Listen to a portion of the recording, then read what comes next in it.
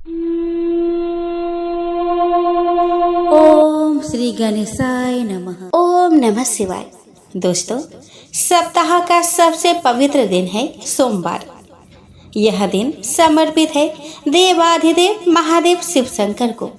जो भक्त श्रद्धा पूर्वक सोमवार व्रत करता है, उसके जीवन में दरिद्रता, रोग और संकट दूर होकर सुख, शांति और समृद्धि का वास होता है। भोलेनाथ की कृपा से अविवाहितों को उत्तम जीवन साथी मिलता है और दाम्पत्य जीवन में प्रेम और सौभाग्य बढ़ता है।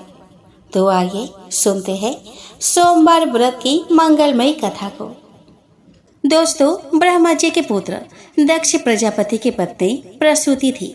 प्रसूति ने सुंदर नेत्रों वाली 16 कन्याओं को जन्म दिया।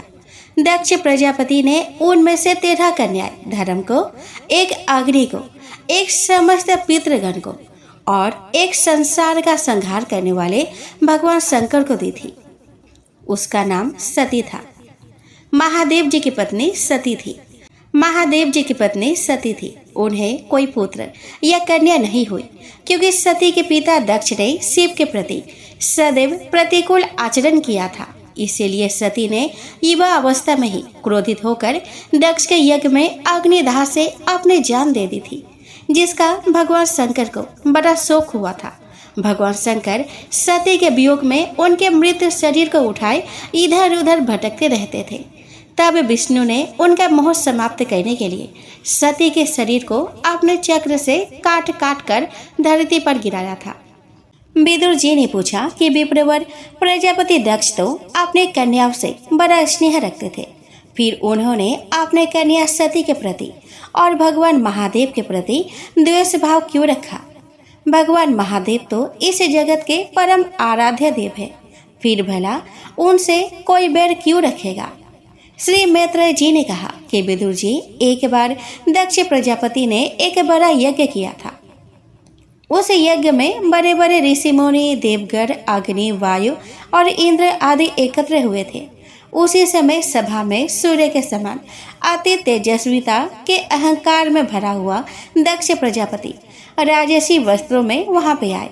उसे देखकर ब्रह्मा जी और महादेव जी के अलावा सभी लोग उसके आदर सत्कार के लिए उठ खड़े हुए।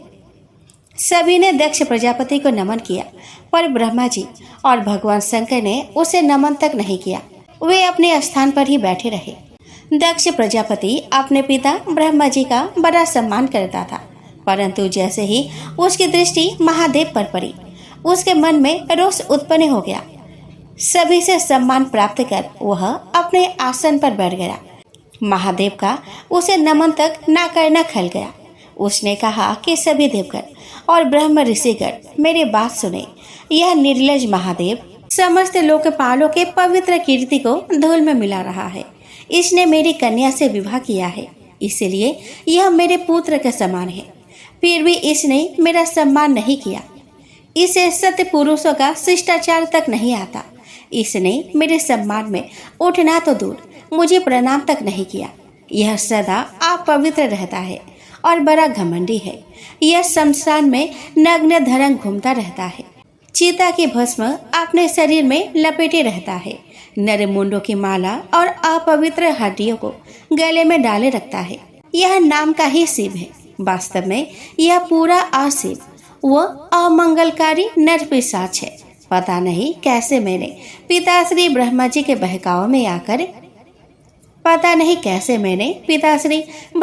बहकावे में आकर इसके साथ अपने कन्या को ब्याह दी। मुझे इस बात का बड़ा दुख है। श्री मैत्रेय जी बोले कि विदुर जी, इस प्रकार दक्ष ने महादेव जी को बहुत बुरा भला कहा, तथापि उन्होंने इसका कोई प्रतिकार नहीं किया। वे निश्चल भाव से बैठे रहे। इससे दक्ष का क्रोध और भी बढ़ गया। वह जल हाथ में लेकर शिव को श्राप देने के लिए तैयार हो गया। उसने कहा कि यह महादेव देवताओं में बड़ा अधम है। इसे अब से इंद्र, उपेंद्र आदि देवताओं के साथ यज्ञ का भाग न मिले। महादेव को दक्ष द्वारा श्राप दिए जाने का वहां पर उपस्थित सभासदों ने बड़ा विरोध किया, पर उसने किसी की भी नहीं सुनी। जब महादेव श्री शंकर जी के अनुयायी नंदेश्वर को दक्ष द्वारा दिए गए श्राप का पता चला तो उसने क्रोध में भरकर श्राप दिया कि दक्ष और वे ब्राह्मण जिन्होंने दक्ष के दुर्वचनों का अनुमोदन किया था, वे सभी इस मरण धर्म शरीर के द्वारा जीवन मरण के चक्र में फंसे हुए तत्व ज्ञान को भूल जाएंगे और पशुओं के समान अपना जीवन व्यतीत करेंगे। नंदीश्वर के श्राप को सुनकर ब्राह्मण कुल के भृगुजी ने पलटकर श्राप रूप ब्रह्मदंड दिया। जो लोग शिव भक्त है, वे वेदों के रक्षक ब्राह्मणों की निंदा करने वाले, वे श्री विष्णु के विरोधी है, वे पाखंडी है और भूतों के इष्ट देव महादेव के प्रति अनुरक्त है, वे सनातन धर्म के विरोधी कहे जाएंगे। विदुर जी इस प्रकार भृगु ऋषि के द्वारा श्राप दिए जाने पर भगवान शंकर कुछ खीने होकर वहां से अपने समर्थकों के साथ चले गए। वहां उपस्थित श्रीहरि इस सारे प्रसंग में कुछ नहीं बोले। वहां उपस्थित सभी ऋषियों के वे उपास्य देव थे। उनके साथ मिलकर सभी ने यज्ञ संपन्न किया और गंगा यमुना के संगम पर स्नान करके यज्ञ भाग लेकर अपने अपने स्थानों को चले गए। श्री मैत्रेय जी ने कहा कि विदुर जी इस प्रकार दक्ष और महादेव के बीच बैर भाव की नींव पड़ गई और धीरे धीरे वह पनपने लगा। इसी बीच ब्रह्मा जी ने दक्ष को सभी प्रजापतियों का अधिपति बना दिया। उससे उसका घमंड और भी अधिक बढ़ गया। उसने यज्ञ भाग भी शिव को नहीं दिया। एक बार दक्ष ने बृहस्पति सब नामक महायज्ञ किया। उस यज्ञ में उसने ब्रह्म ऋषियों, देव ऋषियों, पितरों, देवताओं आदि को परिवार सहित आमंत्रित किया, किंतु महादेव शिव को नहीं बुलाया।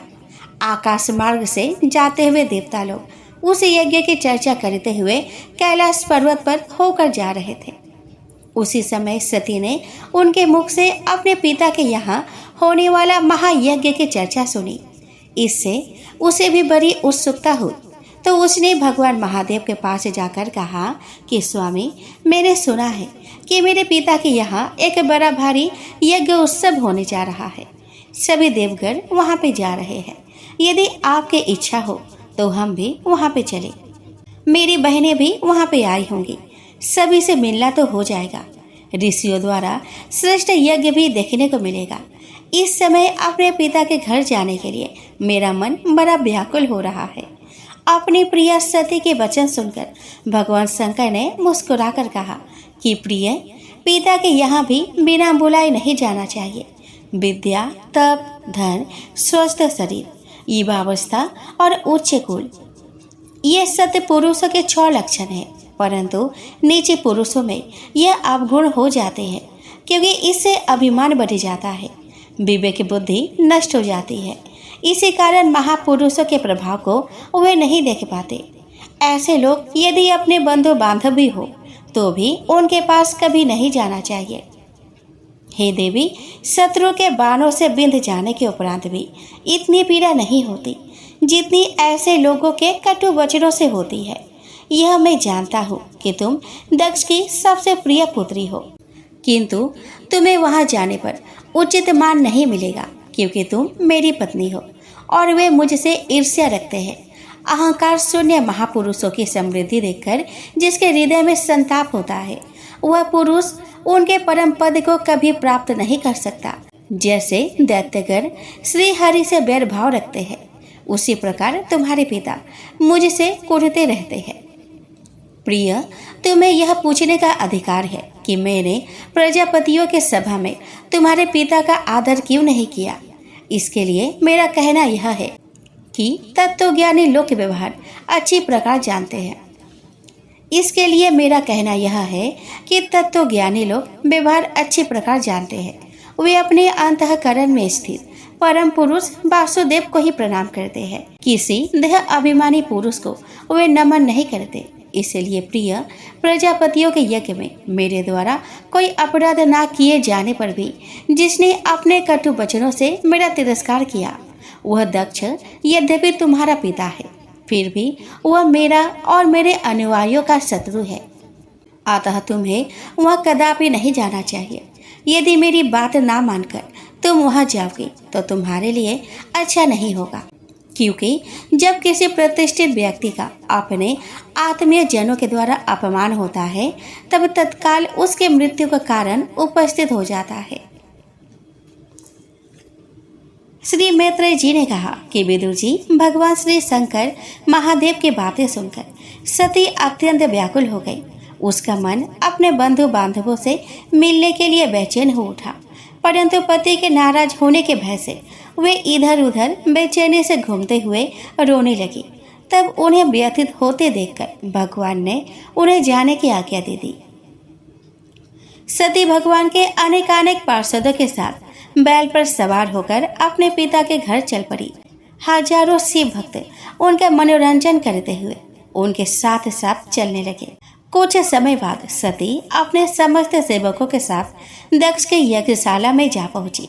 वहां अनेकानेक ब्राह्मण उच्च स्वर में वेद मंत्रों का जाप कर रहे थे। अनेक ब्रह्म ऋषि और देवगण वहां विराजमान थे। वहां पहुंचने पर सती के पिता ने एक बार उनकी ओर देखकर अवहेलना से मुंह फेर लिया। सती के माता और बहनों के अतिरिक्त किसी ने भी उनका सत्कार नहीं किया। इससे सती का मन आहत हो उठा। उन्होंने अपने माता और बहनों के द्वारा दिए गए उपहारों को भी स्वीकार नहीं किया। वे चुपचाप कुछ देर यज्ञशाला में खड़ी रही। अपने पिता द्वारा अपमान होते देखकर सती का हृदय पहले ही आहत था, परंतु जब उन्होंने देखा कि उनके पति का भी कोई यज्ञ भाग वहां नहीं रखा गया है तो वे दुखी हो उठी। उन्हें पछतावा होने लगा कि बिना बुलाए वे यज्ञशाला में क्यों आई। उन्हें इस प्रकार दुखी होते देखकर उनके साथ आए शिव के घर क्रोधित हो उठे। वे दक्ष को मारने के लिए आगे बढ़ने लगे तो सती ने अपने तेज से उन्हें रोकते हुए अपने पिता से कहा कि पिताश्री, भगवान शंकर से बड़ा इस संसार में कोई नहीं है। वे सभी देहधारियों के आत्मा है। उनका किसी प्राणी से बैर नहीं है। वे सभी के कारण स्वरूप है। ऐसा कौन है जो उनसे बैर करेगा? आप जैसे अहंकारी लोग ही उनमें दोष ढूंढते हैं, जबकि कोई साधु पुरुष ऐसा नहीं करता। वे तो दूसरों के थोड़े से गुणों में ही अधिक गुण दिखते हैं। फिर आपने कैसे ऐसे महापुरुष पर दोष आरोपण किया है? पिताश्री, जो दुष्ट और मूर्ख मनुष्य इस सभी रूपी शरीर को ही आत्मा मानते हैं, वे ही ईर्ष्यावश ऐसे महापुरुषों की निंदा करते हैं, जबकि महापुरुष उनके इस निंदनीय चेष्टा पर कोई ध्यान नहीं देते। महापुरुषों की निंदा करना उन अभिमानी लोगों को ही शोभा देता है जो स्वयं निंदा के लायक होते हैं, जिनके 2 अक्षरों के नाम शिव का नाम मात्र को उच्चारण करने से जघन्य पाप नष्ट हो जाते हैं। उन्हीं पवित्र कीर्ति मंगलमय भगवान शंकर से आप द्वेष करते हैं। आप उन्हें नाम मात्र के ही शिव समझते हैं। भगवान शिव संसान के देवता है। भूत पिशाच उनके श्री चरणों में लौटते रहते हैं। स्वयं ब्रह्मा जी, श्री विष्णु जी और समस्त देवगण उनके चरण रज को अपने अपने शीश पर धारण करते हैं। वे दुष्ट जनों को पल भर में ही नष्ट करने की शक्ति रखते हैं। आपने मेरे पति भगवान नीलकंठ की निंदा की है, इसलिए आपसे उत्पन्न हुए इस शरीर को आप में नहीं रख सकती। आप भगवान शंकर के प्रति अपराध करने वाले हैं, अतः आपके अंश से उत्पन्न इस निंदनीय देह को रखकर मैं क्या करूंगी? मुझे अपने पर लज्जा आती है कि मैं आपकी पुत्री हूँ। महापुरुषों का अपमान करने वाले के घर में जन्म लेना भी महापाप है। धिक्कार है मुझे अपने इस जीवन पर। विदुर जी ऐसा कहकर सती ने भगवान शंकर का स्मरण किया और उनसे क्षमा प्रार्थना करते हुए यज्ञ की अग्नि में कूद पड़ी। उनका शरीर सहसा दहक उठा। सभी देवगण और ऋषि मुनियों ने सती का देह त्याग देखा तो वे घबराकर उठ खड़े हुए, परंतु तब तक बहुत देर हो चुकी थी। सती के देह धो धो कर जल उठी। सती के परिजनों ने देखा तो वे हाहाकार करते हुए यज्ञ वेदी की ओर दौड़े। वहां पर भयानक कोलाहल फैल गया। यज्ञ भ्रष्ट हो गया। सब ओर ध्वनि सुनाई देने लगी। हाय, दक्ष के दुर्व्यवहार से कुपित होकर देव आदिदेव महादेव के प्रिय सती ने यज्ञ कुंड में कूदकर अपने प्राण त्याग दिए। उसी समय शिव गणों ने दक्ष को मारने के लिए आक्रमण किया, परंतु तभी महर्षि भृगु ने यज्ञ को बचाने के लिए और दक्ष की रक्षा के लिए अपरिणतम रक्ष मंत्र का उच्चारण करके दक्षिणा अग्नि में आहुति दी। तो यज्ञ कुंड से हजारों तेजस्वी देवता अस्त्र शस्त्र लेकर प्रकट हुए और उन शिव गरों के सामने आ गए। उन ब्रह्म तेज से संपन्न देवताओं ने उन्हें रोका तो वे शिवगढ़ पीछे हट गए और वापस लौट गए। श्री मैत्रेय जी ने कहा कि विदुर जी, जब महादेव जी को देवऋषि नारद द्वारा यह समाचार मिला कि भगवती सती ने दक्ष द्वारा अपमानित होकर अपने प्राणों की आहुति दे दी है और भृगु ऋषि द्वारा अग्नि से उत्पन्न देवताओं ने शिव के घरों को भगा दिया है, तो भगवान शंकर को बड़ा दुख हुआ। वे क्रोधित होकर उठ खड़े हुए। उन्होंने अपने जटाओं की एक लट उखाड़कर उसे धरती पर पटका। उसके पटकते ही उसमें से एक विशाल प्राणी प्रकट हुआ। उसके 1000 हाथ थे और 3 नेत्र थे। उसके गले में रूंडे मुंडों की मालाएं पड़ी थी। उसका चेहरा बड़ा भयानक था और नुकीले दांत बाहर की ओर निकले हुए थे। उसने झुककर भगवान महादेव को नमन किया और उनसे पूछा कि उसके लिए क्या आज्ञा है। इस पर महादेव ने उससे कहा कि वीरभद्र, तुम मेरे अंश से उत्पन्न महाकाल के सदृश वीर हो। जाओ, उस नर पिशाच दक्ष के यज्ञ का विध्वंस करो और उस दक्ष को मार डालो। महादेव की आज्ञा पाकर वीरभद्र ने भगवान शिव की परिक्रमा की और भयानक अट्टहास किया। उसके सिंह गर्जना से सारी दिशाएं कांप उठी। पर्वत के चट्टानें टूट टूट कर गिरने लगी। वीरभद्र ने एक विशाल त्रिशूल को ऊंचा किया और दक्ष प्रजापति की यज्ञशाला की ओर चल दिया। उसके साथ साथ शिव के सैकड़ों गण तरह तरह के अस्त्र शस्त्र लेकर उसके पीछे पीछे चल पड़े। उनके चलने से धरती दहल उठी और आकाश में मानो काली आंधी उबरने लगी। भयानक शोर होने लगा। दक्ष के यज्ञशाला में भृगु आदि जो ऋषिगण बैठे थे और देवगण तथा प्रजापति दक्ष के परिवार वालों के साथ यज्ञ कर रहे थे। अचानक उत्तर दिशा की ओर उठती काली आंधी और शोर को सुनकर चिंतित हो उठे। इससे पहले कि वे संभल पाते, वीरभद्र, नंदीश्वर और शिव के हजारों विचित्र विचित्र चेहरे वाले गण शोर मचाते हुए यज्ञशाला पर टूट पड़े। उन्होंने यज्ञशाला और पाकशाला को तहस नहस कर दिया। ऋषियों को पकड़ पकड़ कर मारना प्रारंभ कर दिया। नंदीश्वर ने भृगु ऋषि के मूछ दाढ़ी नोच डाली। देवगण और अन्य ऋषिगणों के साथ वहां उपस्थित दक्ष के परिजन अपनी अपनी जान बचाने के लिए वहां से भागने लगे। वीरभद्र ने यज्ञशाला को घेरकर दक्ष को पकड़ लिया और उसके गर्दन काटकर उसका सिर यज्ञ की अग्नि में फेंक दिया। उसमें मल मूत्र डाल दिए। सब तरह कोलाहल मचा था। दक्ष के पड़ते ही वह रोना पीटना प्रारंभ हो गया। शिव के गणों ने भग देवता को धरती पर पटक कर उसकी आंखें निकाल ली, क्योंकि दक्ष जब महादेव जी को श्राप दे रहा था तब उसने दक्ष को अपने नेत्रों से इशारा देकर उकसाया था।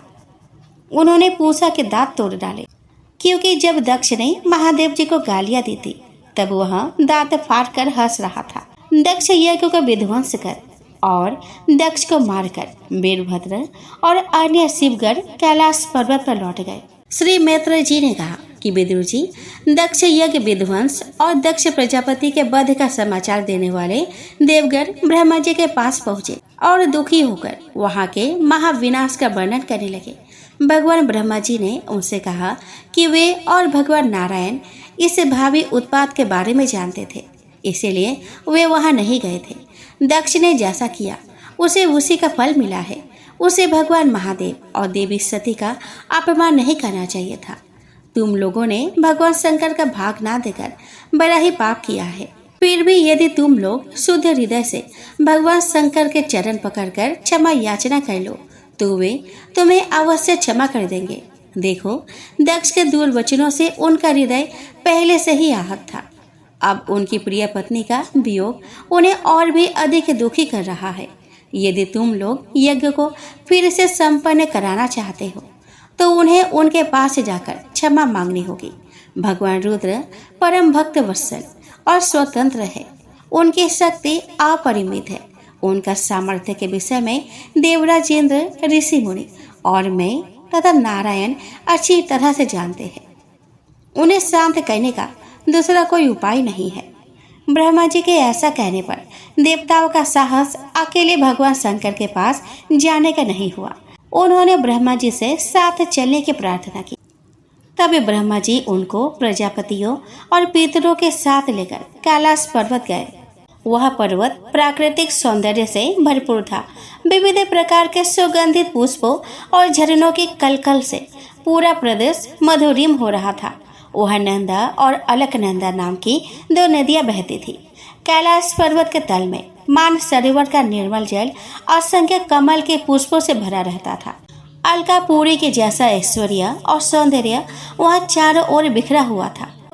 शुभ्र धवल हिम शिखरों की शीतल छाया वह सर्वत्र फैली थी, परंतु इस समय वहाँ का सारा वातावरण शोक में डूबा हुआ था। वहाँ एक विशाल बट वृक्ष के नीचे देवगण ने भगवान शंकर को शांत भाव से आंखें बंद किए बैठे देखा। उनके गण वहाँ चारों ओर बिखरे हुए उनकी सेवा में तत्पर थे। लोकपालों सहित समस्त देवताओं और मुनियों को वहाँ आया जानकर भगवान शिव ने अपनी आंखें खोली और प्रश्न सूचक दृष्टि से उनकी ओर देखा। सभी ने आगे बढ़कर दंडवत करते हुए उन्हें प्रणाम किया। ब्रह्मा जी चुपचाप शांत खड़े रहे। भगवान शंकर ने देवगणों और मुनियों की ओर ध्यान न देकर स्वयं हाथ जोड़कर ब्रह्मा जी को नमन किया और उन्हें अपने निकट बैठने के लिए आसन दिया। ब्रह्मा जी ने भगवान महादेव से कहा कि हे देव आदिदेव, आप संपूर्ण जगत के स्वामी हैं। इस सृष्टि के बीज पुरुष पर ब्रह्म आप ही है। आप ही शुभ कर्म करने वालों को मोक्ष पद देने वाले हैं और पापियों को नरक में डालने वाले हैं। जो लोग आपके चरणों में समर्पित होते हैं उनकी आप रक्षा करते हैं, परंतु जो दुख आपको इस समय सता रहा है हम उसकी पूर्ति नहीं कर सकते। सती का देह विसर्जन निश्चय ही शोक देने वाला है। हे देव, आप अपने ही लीला से जगत की रचना, पालन और संहार करते हैं। हे प्रभु, आप सर्वज्ञ हैं। परम पुरुष भगवान की माया ने आपको स्पर्श तक नहीं किया है। यदि कोई कर्मवश अपराध कर बैठता है तो आप उसे बुद्धिहीन समझकर क्षमा कर देते हैं। आप सबके मूल आधार है। आप ही संपूर्ण यज्ञों को पूर्ण करने वाले हैं। यज्ञ भाग पाने का आपको पूर्ण अधिकार है। दक्ष ने आपका यज्ञ भाग न देकर बुद्धिहीनता का परिचय दिया है। इसी कारण उसका यज्ञ आपके द्वारा नष्ट हुआ है। हे भोलेनाथ, इन सभी ऋषि मुनियों की इच्छा है कि आप यज्ञ का पुनरुद्धार करें और दक्ष को पुनर्जीवित करें। महर्षि भृगु की दाढ़ी मूछें फिर से आ जाए तथा जिन यजमानों को चोट पहुंची है वे फिर से ठीक हो जाए। यह चाहते हैं कि विध्वंस हुआ यज्ञ फिर से पूर्ण हो और आपको यज्ञ का पूरा भाग मिले। श्री मैत्रेय जी ने कहा कि विदुर जी, श्री ब्रह्मा जी के वाणी सुनकर भगवान ने मुस्कुराकर उनकी ओर देखा। वे कुछ पल तक उनकी ओर देखते रहे। उनके देखने से ब्रह्मा जी संकोच से भर उठे और नीचे की ओर देखने लगे। भगवान महादेव ने कहा कि प्रजापति, भगवान के माया से मोहित हुए उस नासमझ दक्ष के विषय में मैं कोई बात कहना नहीं चाहता। मैं उसे स्मरण भी नहीं करना चाहता। मैंने उसे जो दंड दिया है वह उसे सावधान करने के लिए ही दिया है। दक्ष प्रजापति का सिर जल गया है, उसे बकरे का सिर लगा दो। भगदेव मित्र देवता के नेत्रों से यज्ञ भाग देखेंगे। पूसा दांतों के बिना पीसा हुआ अन्न खाए सभी देवगण के घायल अंग ठीक हो जाएंगे। जिन याज्ञिकों और यजमानों को चोट पहुंची है वे भी ठीक हो जाएंगे। भृगु जी को बकरे के दाढ़ी मूछ आ जाएंगे। विदुर जी, इस प्रकार भगवान शंकर के वचन सुनकर सभी ऋषि मुनि, देवगण और ब्रह्मा जी प्रसन्न होकर धन्य धन्य कहने लगे। फिर सभी ने भगवान शंकर से यज्ञ भूमि में पधारने की प्रार्थना की, जिसे उन्होंने स्वीकार कर लिया। ब्रह्मा जी उन्हें अपने साथ लेकर दक्ष के यज्ञशाला पहुंचे। वहां यह देखकर उन्हें घोर आश्चर्य हुआ कि भगवान शंकर ने जैसा जैसा कहा था उसी प्रकार सारे कार्य स्वतः ही संपन्न हो गए। रुद्रदेव पर दृष्टि पड़ते ही बकरे का सिर वाला दक्ष उनके सामने आया और सिर झुकाकर उनसे क्षमा मांगते हुए उनकी स्तुति करने लगा और अपनी मृत बेटी के लिए रो रो कर अश्रु बहाने लगा। वह बोला कि भगवान, मैंने आपका बड़ा भारी अपराध किया है। मैं क्षमा के लायक नहीं हूँ। मैंने आपके महान तत्वों को नहीं जाना, आपको अपशब्द कहे, किंतु आपने अपने मुख से एक भी शब्द नहीं कहा। आपने मुझे नीचे जानकर भी मुझे अपने करुणा से उबार लिया। आप मुझ पर प्रसन्न हो और मेरे जघन्य अपराध को क्षमा करें। मैं अपनी पुत्री की आत्मदाह के पाप का भागी हूँ, उससे मुझे अऋण करे। श्री मैत्रेय जी ने कहा कि विदुर जी, दक्ष ने आशुतोष भगवान शंकर से अपने अपराध को क्षमा कराकर ब्रह्मा जी के कहने पर उपाध्याय और ऋत्विज आदि की सहायता से पुनः यज्ञ आरंभ किया। उन्होंने भगवान विष्णु का स्मरण किया तो भगवान गरुड़ पर सवार होकर वहां पे उपस्थित हो गए। भगवान विष्णु ने आगे बढ़कर ब्रह्मा जी को नमन किया और भगवान शंकर को अपने बाहों में भरकर प्रगाढ़ आलिंगन किया। फिर सभी ने मिलकर ब्रह्मा विष्णु और भगवान शंकर की स्तुति की और उनका यज्ञ भाग निकाला। दक्ष, ऋत्विज, यजमान, भृगु, इंद्र, यज्ञिकों, ऋषियों, सिद्धों, यजमानों की पत्नियां, लोकपालों, योगेश्वरों, अग्निदेव, गंधर्वों, विद्याधरों, ब्राह्मणों और अन्य देवताओं ने तीनों की समवेत स्तुति की। उन्होंने कहा कि हे प्रभु, आप शुद्ध, चिन्मय, भेद रहित और निर्भय है। भगवान रुद्र के प्रधान अनुचर नंदीश्वर के श्राप के कारण हमारी बुद्धि मलिन होकर कर्म कांड में फंसी हुई है, अतः हम आपके तत्व को नहीं जानते। आप हमारे आश्रयदाता है, हमारे कलेशों को दूर करने वाले हैं। हम आपको नमन करते हैं। आप अपने शरणागत भक्तों के तारनहार हैं। आप हम पर प्रसन्न हुए। हे अच्युत, आप जगत को प्रकाशित करने वाले तथा देवद्रोहियों का संहार करने वाले हैं। आपका यह रूप हमारे मन और नेत्रों को आनंद देने वाला है। हमने आपकी पूजा के लिए इस यज्ञ की रचना की है।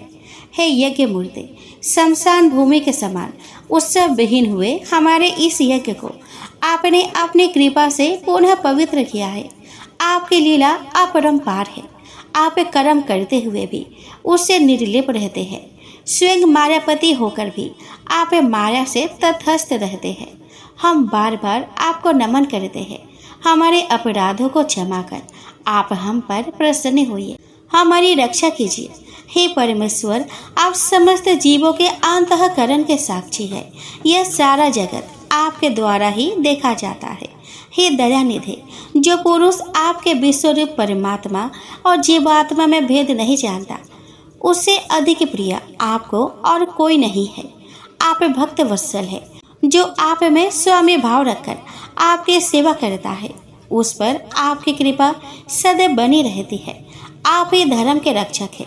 आपका रूप निर्गुण भी है और सगुण भी, अतः आपके सत्य तत्वों का ज्ञान हम जैसे बुद्धिहीन लोग नहीं जान पाते। आपके ही तेज से प्रज्वलित होकर श्रेष्ठ देवताओं के पास यज्ञ के घृत मिश्रित हवि पहुंच पाता है। आप साक्षात यज्ञ पुरुष है, यज्ञ की रक्षा करने वाले हैं। अग्निहोत्र, दर्श, पूर्णमास, चतुर्मास और पशुसोम, ये 5 प्रकार के यज्ञ आपके ही स्वरूप है। हम वेद मंत्रों से आपकी पूजा करते हैं और आपको नमन करते हैं। हे देव, आप आदि पुरुष है। आप ही इस जगत के उत्पत्ति करता, पालनहार और संहारक है। हे नाथ, हम सभी आपको प्रणाम करते हैं। हे प्रभु, हमारे अभिमान को नष्ट करो, हमारी रक्षा करो। इस यज्ञ को पूर्ण कराने में हमारी सहायता करो। विदुर जी, इस प्रकार सभी के द्वारा श्री ब्रह्मा, श्री विष्णु और श्री शंकर भगवान की स्तुति करके और उनका आशीर्वाद प्राप्त करके उन्होंने यज्ञ पूरा किया और सभी देवताओं का अर्चन किया। फिर सभी का यथोचित यज्ञ भाग निकालकर उन्हें प्रदान किया। सभी देवताओं ने दक्ष को आशीर्वाद देते हुए कहा कि दक्ष, तुम्हारी सदा धर्म में बुद्धि और रुचि रहे। हमारा आशीर्वाद तुम्हारे साथ है। ऐसा कहकर सभी देवगण अपने अपने लोक को चले गए। बाद में सुनने में आया कि सती ने हिमालय की पत्नी मैना के गर्भ से जन्म लिया था। जो पुरुष भगवान शंकर का चरित्र शुद्ध हृदय से सुनता है, उसके सभी पापों का नाश हो जाता है। दोस्तों, एक समय की बात है। किसी नगर में एक साहूकार रहता था। उसके घर में धन की कोई कमी नहीं थी। लेकिन उसकी कोई संतान नहीं थी। इस कारण वह बहुत दुखी था। पुत्र प्राप्ति के लिए वह प्रत्येक सोमवार व्रत रखता था और पूरी श्रद्धा के साथ शिव मंदिर जाकर भगवान शिव और पार्वती जी की पूजा करता था। उसकी भक्ति देखकर एक दिन माँ पार्वती प्रसन्न हो गई और भगवान शिव से उस साहूकार की मनोकामना पूर्ण करने का आग्रह किया। पार्वती जी की इच्छा सुनकर भगवान शिव ने कहा कि हे पार्वती, इस संसार में हर प्राणी को उसके कर्मों का फल मिलता है और जिसके भाग्य में जो हो उसे भोगना ही पड़ता है। लेकिन पार्वती जी ने साहूकार की भक्ति का मान रखने के लिए उसकी मनोकामना पूर्ण करने की इच्छा जताई। माता पार्वती के आग्रह पर शिव जी ने साहूकार को पुत्र प्राप्ति का वरदान तो दे दिया, लेकिन साथ ही यह भी कहा कि उसके बालक की आयु केवल 12 वर्ष होगी। माता पार्वती और भगवान शिव की बातचीत को साहूकार सुन रहा था। उसने ना तो इस बात की खुशी थी और ना ही दुख। वह पहले की भांति शिव जी का पूजा करता रहा। कुछ समय के बाद साहूकार के घर एक पुत्र का जन्म हुआ। जब वह बालक 11 वर्ष का हुआ तो उसे पढ़ने के लिए काशी भेज दिया गया। साहूकार ने पुत्र के मामा को बुलाकर उसे बहुत सारा धन दिया और कहा कि तुम इस बालक को काशी विद्या प्राप्ति के लिए ले जाओ और मार्ग में यज्ञ कराना। जहाँ भी यज्ञ कराओ वहाँ ब्राह्मणों को भोजन कराओ और दक्षिणा देते हुए जाना। दोनों मामा भांजे इसी तरह यज्ञ कराते और ब्राह्मणों को दान दक्षिणा देते काशी की ओर चल पड़े। रात में एक नगर पड़ा जहाँ नगर के राजा की कन्या का विवाह था, लेकिन जिस राजकुमार से उसका विवाह होने वाला था वह एक आंख से काना था। राजकुमार के पिता ने अपने पुत्र के काना होने की बात को छुपाने के लिए एक चाल चली। साहूकार के पुत्र को देखकर उसके मन में एक विचार आया। उसने सोचा कि क्यों न इस लड़के को दूल्हा बनाकर राजकुमार से विवाह करा दूं। साहूकार के पुत्र को देखकर उसके मन में एक विचार आया। उसने सोचा कि क्यों न इस लड़के को दूल्हा बनाकर राजकुमारी से विवाह करा दूं। विवाह के बाद इसको धन देकर विदा कर दूंगा और राजकुमारी को अपने नगर ले आऊंगा। लड़के को दूल्हे के वस्त्र पहनाकर राजकुमारी से विवाह कर दिया गया, लेकिन साहूकार का पुत्र ईमानदार था। उसे यह बात न्याय संगत नहीं लगी। उसने अवसर पाकर राजकुमारी के चुनने के पल्ले पर लिखा कि तुम्हारा विवाह तो मेरे साथ हुआ है, लेकिन जिस राजकुमार के संग तुम्हें भेजा जाएगा वह एक आंख से काना है। मैं तो काशी पढ़ने जा रहा हूँ। जब राजकुमारी ने चुन्नी पर लिखी बातें पढ़ी तो उसने अपने माता पिता को यह बात बताई। राजा ने अपने पुत्री को विदा नहीं किया, जिससे बारात वापस चली गई। दूसरी ओर साहूकार का लड़का और उसका मामा काशी पहुँचे और वहां जाकर उन्होंने यज्ञ किया। जिस दिन लड़के की आयु 12 साल की हुई उसी दिन यज्ञ रखा गया। लड़के ने अपने मामा से कहा कि मेरी तबीयत कुछ ठीक नहीं है। मामा ने कहा कि तुम अंदर जाकर सो जाओ। शिव जी के वरदान अनुसार कुछ ही देर में उस बालक के प्राण निकल गए। मृत भांजे को देखकर उसके मामा ने विलाप शुरू कर दिया। संजोगवश उसी समय शिव जी और माता पार्वती उधर से जा रहे थे। पार्वती जी ने भगवान से कहा कि स्वामी, मुझे इसके रोने के स्वर सहन नहीं हो रहा। आप इस व्यक्ति के कष्ट को अवश्य दूर करें। जब शिव जी मृत बालक के समीप गए तो वह बोले कि यह उसी साहूकार का पुत्र है जिसे मैंने 12 वर्ष की आयु का बलिदान दिया था। अब इसकी आयु पूरी हो चुकी है। लेकिन मातृ भाव से विभोर माता पार्वती ने कहा कि हे महादेव, आप इस बालक को और आयु देने का कृपा करें, अन्यथा इसके वियोग में इसके माता पिता भी तड़प तड़प कर मर जाएंगे। माता पार्वती के आग्रह पर भगवान शिव ने उस लड़के को जीवित होने का वरदान दिया। शिव जी की कृपा से वह लड़का जीवित हो गया। शिक्षा समाप्त करके लड़का मामा के साथ अपने नगर की ओर चल दिया। दोनों चलते हुए उसी नगर में पहुँचे जहाँ उसका विवाह हुआ था। उस नगर में भी उन्होंने यज्ञ का आयोजन किया। उस लड़के के ससुर ने उसे पहचान लिया और महल में ले जाकर उसकी खातिरदारी की और अपने पुत्री को विदा किया। इधर साहूकार और उसकी पत्नी भूखे प्यासे रहकर बेटे की प्रतीक्षा कर रहे थे। उन्होंने प्रण कर रखा था कि यदि उन्हें अपने बेटे की मृत्यु का समाचार मिला तो वह भी प्राण त्याग देंगे, परंतु अपने बेटे के जीवित होने का समाचार पाकर वह बेहद प्रसन्न हुए। उसी रात भगवान शिव ने व्यापारी के स्वप्न में आकर कहा कि हे सृष्टि, मैंने तेरे सोमवार के व्रत करने और व्रत कथा सुनने से प्रसन्न होकर तेरे पुत्र को लंबे आयु प्रदान की है। इसी प्रकार जो कोई सोमवार व्रत करता है या कथा सुनता या पढ़ता है, उसके सभी दुख दूर होते हैं और समस्त मनोकामनाएं पूर्ण होती है।